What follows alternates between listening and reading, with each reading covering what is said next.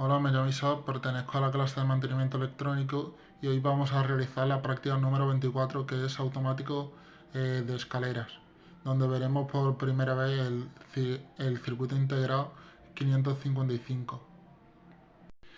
Aquí tenemos nuestra ficha técnica de la práctica 34, automático de escaleras, y aquí los procedimientos para poder realizarla. Montar el circuito de la figura. Conectar el circuito a 12 voltios y comprobar si funciona correctamente. Estos dos pasos los veréis a continuación en el vídeo. Vamos a seguir con los demás procedimientos. Obtener los distintos tiempos calculados y medidos y rellenarle la tabla. Vamos a realizar esto ahora mismo, ¿vale? La cosa es la siguiente. Nos pide que el potenciómetro lo tenemos que tener al máximo, ¿vale? Para calcular los distintos tiempos tenemos que utilizar esta fórmula. Tiempo es igual a 1,1 por R1 por C1, ¿vale? Hay que tener en cuenta que R1 es la suma en serie de las resistencias, ¿vale? Que están conectadas con el condensador a tierra, ¿vale? En este caso no tenemos resistencia, tenemos un potenciómetro, pero es una resistencia variable, ¿vale? Y, no, y tenemos de 100K, ¿vale? Cuando nos pide que el potenciómetro esté al máximo, es que esté a 100K. Por lo tanto, si hacemos los cálculos, 1,1 más 100K más 1000K, ¿vale? De la otra resistencia por 0,001 faradios nos da 11,11 segundos, ¿vale? El potenciómetro a la mitad, por lo tanto, tiene que ser a 50K, que lo podemos ver aquí. El potenciómetro está a 50K, lo sumamos con la resistencia 1K por 1,1 y 0,001 faradios, que nos daría 5,61 segundos. Y el mínimo es básicamente cuando el potenciómetro esté a cero, cuando no haya resistencia y sea un cable. Solo contaría con los 1000 ohmios de la otra resistencia, ¿vale? Lo multiplicamos y nos daría 0,11 segundos, ¿de acuerdo? Eso serían la forma de calcularlo. Ahora, si seguimos, nos pide que tenemos que calcular el valor del potenciómetro para una duración de encendido de la lámpara de 1 minuto. Vale, pues con la fórmula sustituimos el t, que es tiempo, por 60 segundos, o sea, 1 minuto, y ponemos los demás valores. Claro, tenemos que tener en cuenta lo que he dicho al principio, que la resistencia 1 en realidad es la suma de las resistencias, de dos resistencias. En este caso, el potenciómetro, que también es una resistencia pero variable, sería la incógnita. Por lo tanto, solo nos quedarían estos tres valores. Por lo tanto, lo que tenemos que hacer es despejar 60 partido 1,1 por 0,001 un faradio por 1000 ohmios nos daría 545,45 ohmios. Básicamente, el valor del potenciómetro para que esté encendido durante 1 minuto deberá ser de 545,45 ohmios. ¿De acuerdo?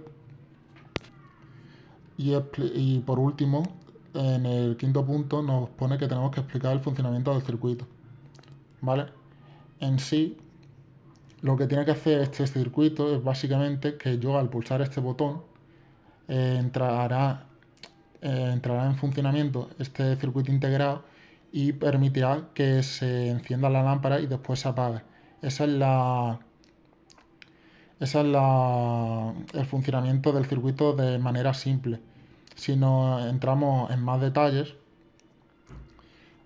tenemos que destacar varios componentes que son importantes. Tenemos el potenciómetro, los condensadores, el relé y el circuito integrado, que es el nuevo componente que vamos a trabajar, ¿vale? Del potenciómetro, tenemos que saber que el potenciómetro es una resistencia que lo que hace es, como su nombre indica, dificultar el paso de la electricidad. Por lo tanto, esto lo que va a hacer es que si al tener una alta resistencia, la corriente llegará de forma más y más de forma más lenta, y más si tenemos otra resistencia por debajo, ¿vale? En el caso del condensador, lo que hace es un componente que lo que hace es eh, almacenar la corriente, mm, haciendo que de alguna forma eh, la tensión de 12 voltios acabe estando en este punto, ¿vale? Y lo que hace es como una especie de almacenamiento de la tensión, porque con la resistencia, si hay menos resistencia, claro, la, aquí acabará habiendo una gran presión de alguna forma de la corriente, ¿vale?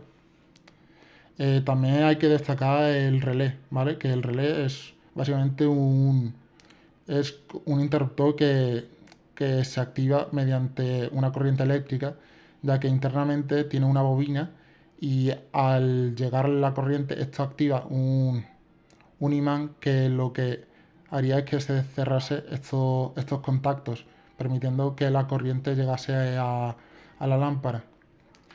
Y ya por último tenemos el circuito integrado 555, que tenemos dos modos de uso. El primero sería el astable y el monostable. El astable es cuando tenemos varios estados de alto y bajo. Una representación gráfica sería la siguiente: esto es bajo, después esto es alto, y después seguimos bajo, se vuelve a poner alto, se vuelve a bajar y se vuelve a poner alto, funcionando de la siguiente manera. Este es el modo astable, ¿vale? Y después tenemos el monoestable, o también conocido como temporizador, que, como su nombre indica, mono, es que estará en un estado bajo, llegará a estar en alto y después volverá a estar en bajo, ¿vale? Se llama temporizador básicamente porque dependiendo de cuánto esté en alto, eh, sucederá, sucederá la función que querramos poner, o como en este caso, queremos que se encienda una lámpara y en un punto después se va a apagar y estará en bajo. Entrando más en profundidad, tenemos el componente que tiene estas distintas patillas que tienen diferentes funciones. Aquí tenemos un esquema de lo que sería el componente en la vida real, ¿vale? Y voy a explicar por encima cada función. Tenemos el número 1, que sería la masa, y aquí, como podéis ver, está conectada a la masa. La segunda se trata de el disparo, el trigger, que su función es básicamente que se active la salida en bajo. Después tenemos el 3, que es la salida, que el 3 será, será todo lo que queremos que haga después del funcionamiento de todos los demás componentes. Es el resultado de todos los pulsos que hay. En este caso, como encender una lámpara. Tenemos el 4, que es el reset, que su función es poner que la salida, el 3, esté en 0 durante el funcionamiento. Después tenemos el 5, que el 5 actuaría como filtro con este condensador para eliminar el ruido. Pues después tenemos el 6, que es el umbral. El umbral tiene la característica de que lo que hace es que una vez que detecte que ha pasado de los 2 tercios, lo que hace es poner la salida a 0. Y el 7 también tiene la misma función de que al detectar que ha sobrepasado los 2 tercios, este actúe como descarga porque internamente tiene una tierra.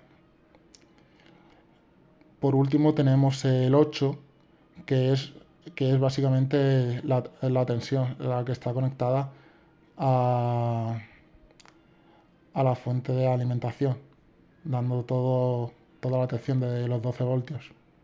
Eso sería más o menos la función de cada patilla. Ahora veamos el vídeo. Enciende el acelerador y enciende el red. ¡Fuego! Dale al pulsador. Dale. Hace.